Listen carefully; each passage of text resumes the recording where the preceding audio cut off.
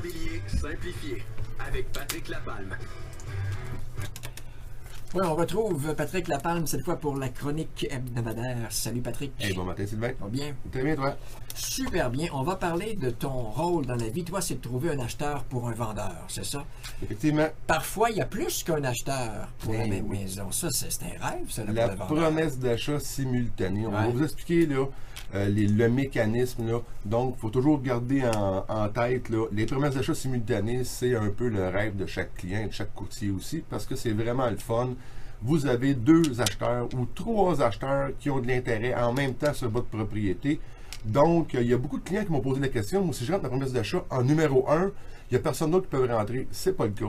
La promesse d'achat simultanée, on le mentionne. Là, c'est une promesse d'achat qui n'a pas été acceptée. Il ne faut pas oublier, la première qui va rentrer, on va y aller avec des délais, qu'on a un délai d'acceptation de 4 jours pour OK. l'acceptation de la promesse d'achat. Il y en a une deuxième en même temps qui va rentrer en négociation. Toi, s'il y a une deuxième promesse comme ça qui arrive, est-ce que tu avises le premier? Ben, c'est tout ce mécanisme-là qu'on va traverser ce matin.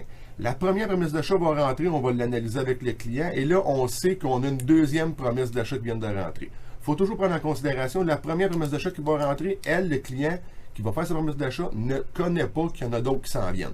Fait que donc, il prépare sa promesse en négociation, en se préparant.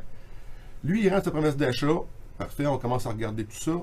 J'apprends que j'ai une deuxième promesse d'achat qui rentre sur la même propriété. Là, il faut que j'avise le premier pour lui mentionner que, il y a une promesse d'achat, et celui qui va me rentrer une promesse d'achat va m'indiquer qu'il y a eu une demande de visite aussi. Là. Quand il fait une demande de visite, là, pour aller visiter la propriété, je lui indique, j'ai une promesse d'achat sur la propriété. Donc, lui, son offre risque d'être plus élevée. Naturellement, son offre, selon les conseils qu'il va avoir eu, selon surtout sa motivation d'avoir la propriété dans ce secteur-là, va faire une promesse d'achat au prix. Habituellement, là, on va se rapprocher beaucoup du prix demandé et aussi même un petit peu plus. Fait que donc, mon travail va dire au premier qui va rentrer, il faut que je l'appelle. Je vais avoir un numéro contact, c'est vraiment notre principe de transmission de messages par courtier. Je vais lui transmettre, j'ai déjà une promesse d'achat qui est en cours. J'en ai une autre qui vient de rentrer. Au premier, je vais lui demander, est-ce que tu veux bonifier ta promesse d'achat? C'est le jeu des enchères. Est-ce que tu lui donnes le prix que le deuxième a offert? Tout est confidentiel. OK. Je ne peux pas vraiment aller m'immiscer dans la transaction. Mon OK. code de déontologie me l'interdit. Fait que donc, il faut qu'on reste transparent. Et si par hasard, il y avait une clause de diminution, des choses comme ça, des rétributions, on tombe en promesse d'achat simultanée, la clause de diminution tombe pour que les 2 courtiers, les 2 acheteurs, c'est-à-dire, soient beaucoup sur le même piédestal pour faire la négociation. Fait que donc, le premier, on lui indique qu'on a une deuxième promesse d'achat qui nous attend à l'arrière. Et là, on va lui demander de bonifier. Si on en a une troisième promesse d'achat, que ça arrive, qui viennent de rentrer, il faut que j'avise le premier et le deuxième OK. pour lui dire OK. que j'en ai une troisième. Si les 2 premiers veulent bonifier, et vice-versa. Sur les reprises de finances, j'en ai déjà vu jusqu'à 5-6 promesses d'achat simultanées.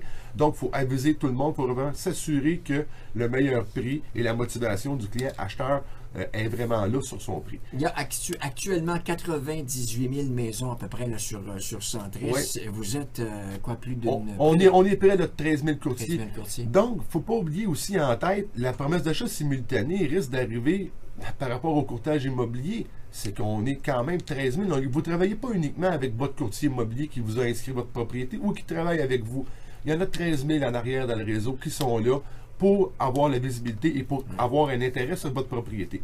Donc, la promesse d'achat simultanée, c'est vraiment intéressant. C'est une chose qu'il ne faut pas oublier, on peut accepter plusieurs promesses d'achat. Si par hasard, la première promesse d'achat, on nous donne un excellent prix, nos dates d'occupation nous conviennent, on a un bon financement, on peut dire, on va accepter la deuxième, mais on va lui mettre une condition comme quoi que la première promesse d'achat va devenir nulle et non avenue. Fait qu'il faut vraiment s'assurer dans ce cas-là, on a nos dates d'occupation, notre prix est là. Mais des fois, c'est pas juste uniquement le prix. Il ne faut pas oublier, là, des gens vont souvent avoir une idée sur le prix. Si vos dates d'occupation sont plus repoussées dans le temps, ça fait plus votre affaire. C'est un prix des fois à 1000, 2000 moins cher. Ça vous évite d'aller faire du storage dans des entrepôts, des choses comme ça. Vous allez avoir une latitude d'accepter votre promesse d'achat. Donc, quand on va aviser la première qui va être acceptée, on va accepter la deuxième, mais sous condition de dire que la première devra tomber. Soit que ça peut être une clause de financement, une clause d'inspection, ou toute n'importe quelle autre clause peut être liée, là, comme on a déjà discuté, aux installations sanitaires, aux tests d'eau, ces choses-là. Ouais. Il faut vraiment s'assurer que Il faut aviser tous les autres courtiers pour leur laisser vraiment la latitude de bonifier leur promesse d'achat pour aller chercher le meilleur prix pour votre client vendeur. Pour en savoir plus, pour te joindre? Vous pouvez me rejoindre au 450-499-5544 au bureau de Remax Lanaudière. Vous pouvez aussi me rejoindre sur mon Facebook, Patrick Lapalme, courtier immobilier, et sur le patricklapalme.com. Patrick Lapalme, un but, une passion. Vendu. Vendu chez nous. Daniel Boucher en musique, une pièce qui s'appelle Chez nous pour suivre une chronique immobilière. Ça tombe-tu assez bien?